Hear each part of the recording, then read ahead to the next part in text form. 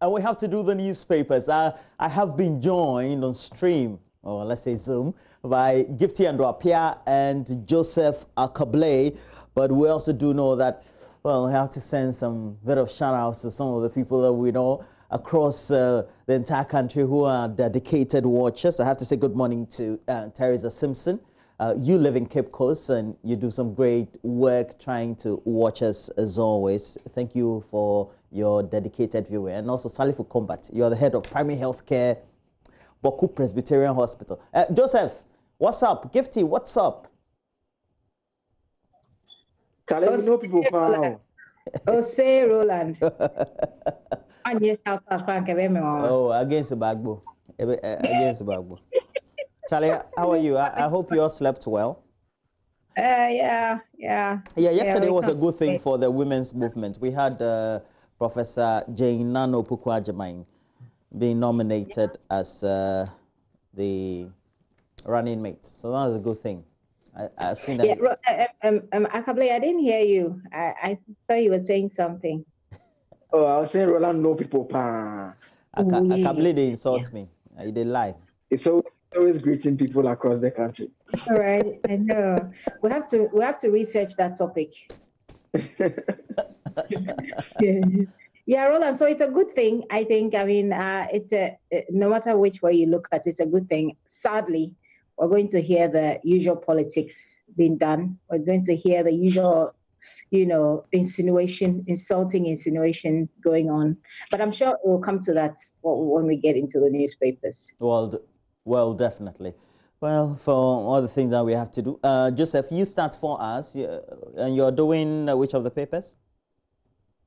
I'll do the Ghanaian Times and the Daily Statesman. So I'll start first with the front page of the Ghanaian Times. It says, Mahama picks running mates. It's Professor Naana Opoku Ajiman. It comes along with her photograph and that of former President John Dramani Mahama. President not flown out of the country. Jubilee House dismisses rumor. And parents besiege Accra girls' SHS over COVID-19 scare. Also on the front page of the Ghanaian Times. The back page has this story about COPEC urging government to cushion transport operators. And government is committed to revamping railway system. It's from Joe Gatti. He's the minister responsible for that sector. We can do the Daily Statesman now. The front page has this story about Samuel Sapon's fishy state housing sale reversed. It's on the front page. Insensitivity to women and teachers. NPP berates Mahama's choice of anti-feminist Naana as running mate. And EC takes steps to prevent overcrowding at registration centers. Also on the front page. Then it has this advertisement that the EC is putting out about how to ensure that you register safely. The final one will be the back page. Some sports stories. Pep Guardiola at a loss to explain Man City defeat this season. And Barcelona striker will end his career at club. That's according to Bartomeu, relating to Lionel Messi, the best footballer on earth. Roland. Wow.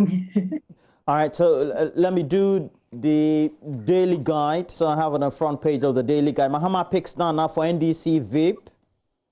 It has an attached picture. It looks to be the official picture to commemorate or to coincide with that announcement that was made yesterday afternoon. That'll be on Monday afternoon. Mona faces Supreme Court contempt. Gabi wades into Domolovo Kroll case. On the back page, it's full of Bassa news, and it says, Bassa boss slams VAR. I don't know why Joseph Maria Bartomeu is not in favor of the video assistant referee technology. I'm very surprised. Swansea win excites the day, and we have Ambassador Kwako eulogizing Alfred Kote, and that's on the back page of the Daily Guide. Let's go to the front page of the Daily Graphic, and has this brave one. Says, inclusive democracy wins. Professor Opoku Ajiman says of nomination. And I love this headline. Very, very good headline. Really. Yeah, very elegant. I love her post too. Professor Nana Jane Opoku Ajiman. Yeah, for the first time, If the NDC wins, we're going to have a woman vice president. It's very good for women empowerment in Ghana. EC sticks to voters register, and Kolebu suspends non-emergency surgeries. Latif Idris was there live, went to inspect some of the wards and also sections of the hospital that had been closed down because of infections of coronavirus. Meanwhile, on the back page of the Daily Graphic, we're being told that work has stalled on the National Cathedral. You know, and God is punishing us with coronavirus. I don't know how we can keep building Noah's Ark, but there's a way we can. Seriously? I'm a Christian, so I'm entitled to my Christian beliefs. Did God tell you He's punishing us? I think so. Too much sin in the world. I see. But you know, God's ways are not our ways, so it's not what we think. It's not a sermon. Just we're doing review of the newspaper. Don't start your thing, please. I didn't change. Too early in the morning. But some district assembly distributes oil palm seedlings to farmers, and then we'll do the dispatch. I'll do the dispatch, and then Gifty comes on with the rest of the papers. At long last, Naana is JM's running mate. And queue management system at registration centers. And we saw this release from the Electoral Commission on Monday, how they're going to manage queues. So it looks like from what we're monitoring has been going on so far, we need it across the country for it to be smooth.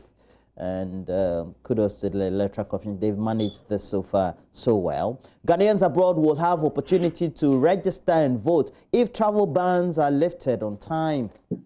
Okay. All right. Gifty, your turn. Okay, so sorry, I muted. Okay, so I have the Finder newspaper. Banner headline for the Finder newspaper says over 2.2 million voters registered. And that story is on page 2. And they are registered in the first 6 days of phase 1. 68.9% used Ghana card. And then Mahama picks Professor Naana Opoku-Agyeman. Story is on page 8. It comes with that same beautiful, amazing picture of Professor Naana Jane Opoku-Agyeman smiling. Looks like she's ready for the job. And then the other story there is significant improvement in social distancing. That story is on page, let's say, page 4 and 5, pages 4 and 5. So they are reporting, or the Finder is reporting, that there's been a significant improvement in social distancing at registration centers. Okay, let's get into the newspaper. That story is there. You can take a read. Let's say it's by John Elliott Hagan and John Appiah, as well as Christabel Annan. Let's give them that credit. And that story is there. And beneath that story is voter registration smooth at Pokwase and its environs. I don't know why Pokwase and its environs are a place of interest for the newspaper, but I'm sure if you read it, you get to understand. And that story, Mahama picks Professor Naana Opoku-Agyeman is there as well. COVID-19, AMA, LCB worldwide, disinfect MDA's public buildings in Accra, social distancing challenges, EC institutes queue management system. You mentioned that as well in your newspaper, Roland. And I believe this will be the back page. The back page, yes. The back page of the Finder newspaper says CBG supports Porter's Village Orphanage with food items, and GUIDEC donates PPE to people of Chibi to help fight COVID-19. And the last story there is mobile technology industry outdoors new infrastructure members. So that's it for the Finder newspaper. Roland, should I go on with the BNFT? Yes, please go on, Gifty. Okay. So for the BNFT, it has a picture of the former West Blue former chief executive of West Blue, who has, of course, had an international appointment. And the story is Ghana is behind you. It's coming from President because the story says President assures Valentina Minta after her ICC appointment. So President Akufo-Addo is telling her that Ghana is behind her. But the banner headline there is borders must open with extreme caution. Professor Quote is saying that story is on page 3. I believe it has to do with the phasing opening of our borders. And beneath that story is government to reposition manufacturing to lead post-COVID-19 economic revival. The devil is always in the detail. I'm interested to find out what the details are. And the back page of the BNFT, which I will end with, said GISPA re-elect Richard Densu as president and board chair, and MSG commends NHIA for unprecedented claims payments. Interesting story. I'd love to know what the details are. And of course, it comes with a picture of the head of the NHIA. We understand that she had contracted COVID as well. I'm interested to find out how she's doing. I don't know if you guys have anything, but those are the newspapers I have, Finder and BNFT. Okay, I have the Enquirer and then the New Independent. So basically the same story. So we can go ahead. Any pick, Joseph Gifty? Let me start with Joseph. What's your pick for the morning? I think mine will be the Accra girls story. It was on the front page of the Times. I've seen a joint statement that is coming from the Ghana Health Service and the Ghana Education Service. It confirms that there has been COVID-19 outbreak at the school and gives the breakdown as follows. Says 6 students and a teacher and a teacher's spouse have all tested positive for the virus as at yesterday. And it goes on to assure that a team of experts from the Ghana Health Service have been dispatched to assist and deal with the situation and calling on parents to remain calm. I think when the schools were about to be reopened, this was a concern that we all had about the possibility of infections. And in fact, some experts had actually advised that some testing be done even before they get onto the campus. But we know for a fact that that wasn't done. The students got onto the campus. You have teachers. And even the interesting thing is that there are students who don't live on campus. They come from their homes and they go back. And so it's important that, I mean, at this stage that we've gotten to where we've gotten to, we've been able to identify at least 6 people who have tested positive. The health officials need to move in quickly and contact trace them. These are individuals who will be in classroom, will be going for break. They'll be going to the canteen with their colleagues. They will be studying with their colleagues. They will be interacting with their teachers. And so it presents another whole dimension of contact tracing challenges to our fight to manage COVID-19. And the question that we'll ask again is, was this not a situation that we could have predicted before opening the schools? And so if we had decided to do that and had carried out some form of testing, which in itself I don't think would have even been the solution, it simply is a risk that we decided to take, and that's why we are where we are. And it's no surprise that a lot of parents I saw, as Maxwell reported yesterday, trooped into the school to try and take their children away. If I had a child in that school, I would have done just that. I mean, because it's very difficult knowing that your child will be studying in a space where people have tested positive and she may have come into contact with some of them. And because I also wanted to have my pick on coronavirus as well. We all do know that the cases have increased, but it was before the midnight of yesterday, I think around 9:10 thereabout, when I first cited the latest postings on the Ghana Health Service COVID-19 site that got me a bit jolted out of sleep because the new cases that were recorded were pegged close to 1,000. I'm saying close to 1,000 because it's only 8 shy of reaching the 1,000 mark. Now, and we know that over the last 5 to 6 weeks, we've been recording averagely 400 cases daily. And for us, yesterday, as at the time that we're having this interaction, 24 hours ago, we're just around the 600 and something mark, and now close to 1,000. It gives me some shivers down my spine. I don't know what the authorities seem to think, because the defense is always that, well, we don't have the fatalities or the mortality going alongside what the number of cases and the rises are. But it should be of grave concern to a number of us. Should be of grave concern because when you speak to the medical people, the concern they have is if the hospitals or the health facilities are overwhelmed, then it means that we're not going to be in a position to care for patients as we usually would. And that could have a certain link to fatalities.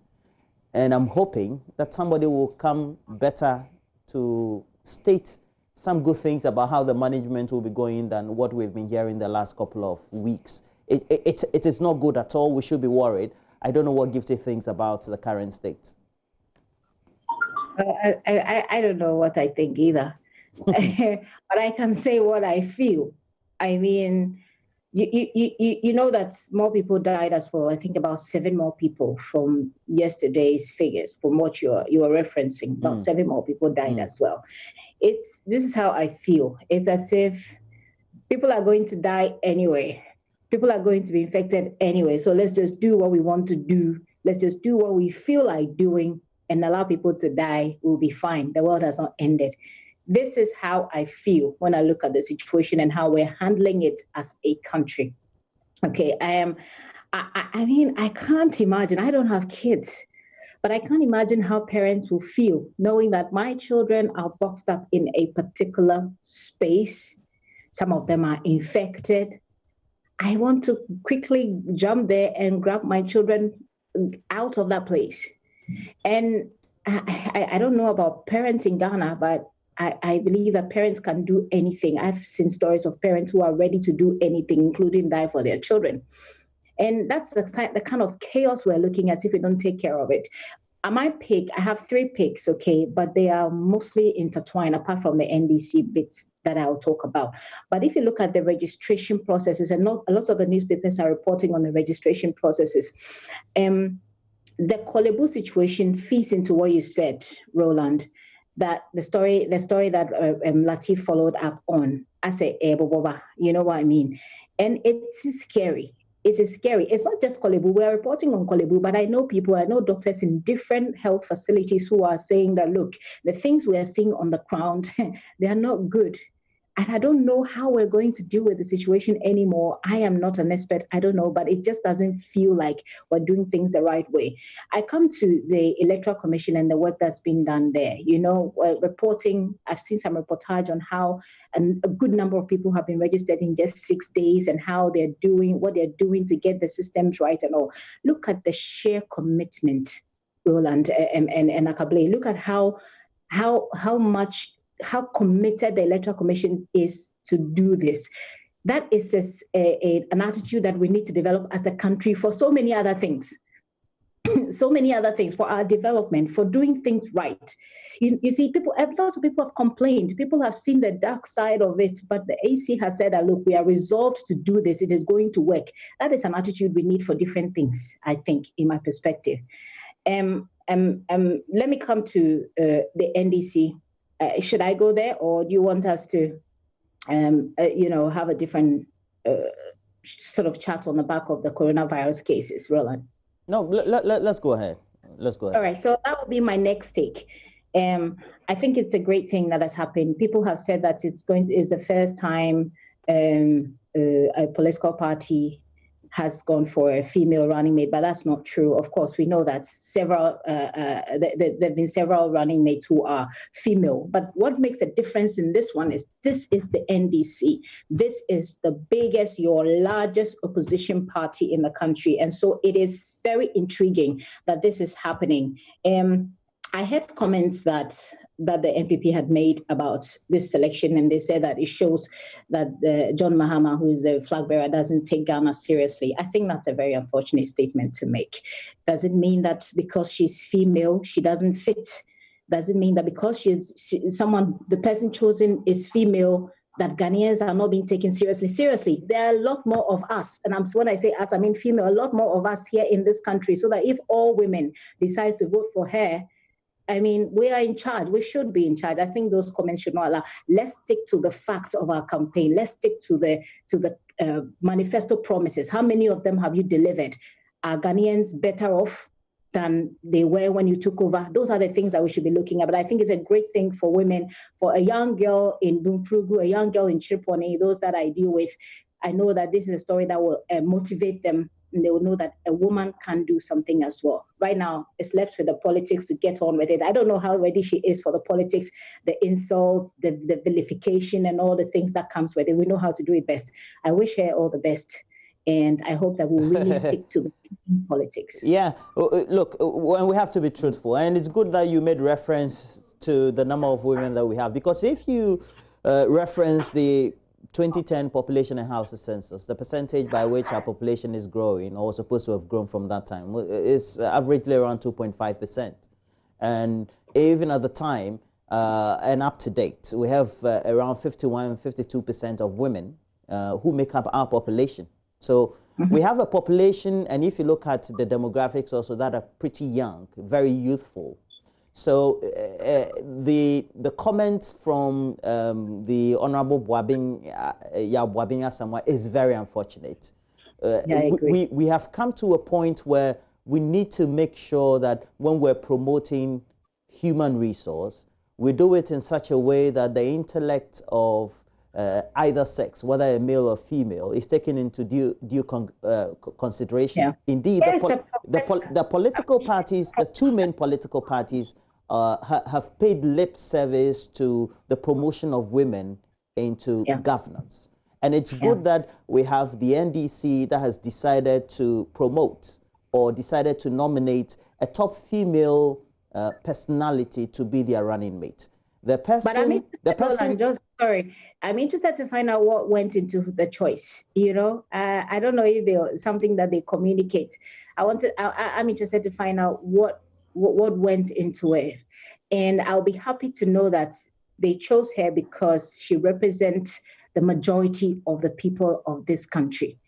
You know, I'm sure they've done their own political calculations and their own political analysis, and it is different. But I want to find out what went into it, and that will give me a lot of satisfaction as a woman and as someone. I'm not a feminist. But I believe in women empowerment. Yeah, I do. I can imagine. Those are, I don't know how to make to make of your statement. I think you're a feminist, but moving forward to that direction, it's also because I believe she was chosen because she almost will be a neutral when it comes to having enough missiles to be able to throw at any political opponent. She's a woman.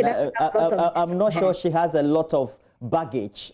So, and then also she can appeal to many people on different fronts. And that's what I think. I thought that, well, the nomination, the first time I heard it, was going to go haywire, will be received negatively. And so far, if you look at social media and what the content has been, it hasn't been that bad. Joseph. Yeah, Joseph, you've been too quiet. I'm right here. I think there are a lot of ways to look at it. But the biggest advantage that the NDC stands to benefit is what it means for women empowerment. Secondly, there's going to be less attack on her. And that's how come you have Gifty reacting the way she did. I'm sure if Mr. Mahama had named a man and Yababia Samoa had said that choice means that Mahama is not taking Ghanaians serious, she would not have reacted the way she did. Because of the issues we have with women empowerment in Ghana, any such attack can easily be interpreted as being attacking her for being a woman and not necessarily against her competency. And so that is an advantage that the NDC will be having. They will have someone who, if you come at, you are going to attack a whole lot of people who believe in women empowerment. And so those are the advantages. She also doesn't come across as someone with a lot of baggage. She doesn't have challenges in public service, going to make accusations of corruption against her. The accusations are going to fly, but I mean, when you don't have someone that you have substantive issues against already, it's difficult to manufacture such things. And so that is the advantage that she comes. I think she's a brilliant professor. The real challenge will be the politics of it. Is she someone who will be fascinating to listen to on a political podium like Dr. Baumia is? Will be someone who can take on the shots and attack your opponents and criticize their policies boldly? All these are matters that I believe the NDC will intend to work around the clock and get a top team of handlers, brilliant economists and health experts and experts from all walks of life in order to, assist and build her capacity. I'm not saying she lacks it, but she obviously would need some assistance to build and get ready. We have less than 200 days to the election. And so the question is, how soon can they do that? Yeah. This is definitely a bold choice. And I think it's a good choice that the NDC has made. And if they manage it well, It's a choice that if it goes quite well, the dividends will be huge. And if it doesn't go quite well, the dividends will also be terrible. I think she if you compare to the first time that Dr. Bawumia was named prior to the 2008 elections at that Alisa Hotel meeting, he really was a novice. Nobody knew him on the ground, but at least Professor Opoku-Agyeman is known on the political circles. And I will take the cue from you, Joseph. It actually took Bawumia a bit of time to warm himself into. Exactly. So, but the difference here is that the professor doesn't have the luxury of time. It's a bit of a short period. So that is a bit of a difference. But with ample work, she's already a known face. It should be possible to do something. True. But the thing is that social media aside, she has a youthful population that she can appeal to. And fortunately for her, that youthful population is somewhat either semi-literate or literate to a very large extent. So even though that she needs to be good at the politics of it in terms of the jabbing, etc., if she's able to come out well in the way she portrays and the level of eloquence and the intellect that she's able to undertake within the public space and is persuasive enough, I believe that will be the best way by which she can get the share of the votes that she will need to complement what Dramani Mahama will be able to pull from the voter population. Yeah. But the good thing for her, by the way, is that she's not completely new on the scene, like Akable said. Akable put it succinctly. She's been a minister before. She probably is not yet used to the politics, but she's been through the system, so I'm sure she understands what to expect. But you know, when Dr. Bawumia was also announced, people said he's not a politician, but he's warmed up into it. And like Akable said, if they get her the handlers that she needs, and if she will listen to advice, I'm sure that she will go a long way. But what if Ghanaians? We talk about charisma. I believe in women empowerment. I've looked at this woman's profile and I think fantastic, absolutely fantastic woman. She's taught a lot of people. I love teaching. I'm a teacher at heart. So I have a thing for teachers. So she has taught a lot of people. So many people have gone through her. And so those people are Roland, the kind of people that you talk about who seems to be to have her back. Okay. And on social media, everybody is talking about her. But maybe Ghanaians is it not time? Perhaps it's time for Ghanaians to want something uncharismatic, but with substance. Aren't we tired of the politics? Maybe this is the time. So if she is not a politician, she won't be able to do the jabbing and all of that. She has a substance. And the middle class, your typical middle class floating voters are ready for it. Why not? But again, it's up to the NDC, because if this doesn't work as well, like Akable is saying, it will bounce back and a lot of people will say, Yanka. I'm curious to find out if Ghanaians are ready for a female at that level of leadership, and it will tell us a lot of things of what we do going forward with our politics. I'm looking forward to that day when a flag bearer is actually a woman and they'll choose a woman to be their running mate. It doesn't matter if you guys won't vote. If all the women vote, they'll win. Oh, feminists, you already trained jabs. I think that Professor Opoku-Agyeman should take you as one of her strategists. Gifty, stop this behavior. We're taking a break. We have sports next, and thank you for joining us, Joseph Akable and Gifty and Apia. Gifty, you're on leave, I've noticed. Well, we'll talk about that later. I think Roland, Gifty's internet was relatively better today. I'm amazed. In fact, I think it's because I moved from 1 city to 10 cities. Well, I think that since the announcement of the running mate, many services to women's household has improved. We're taking a break. We have sports. I think she should move to 50 cities then. We want uninterrupted.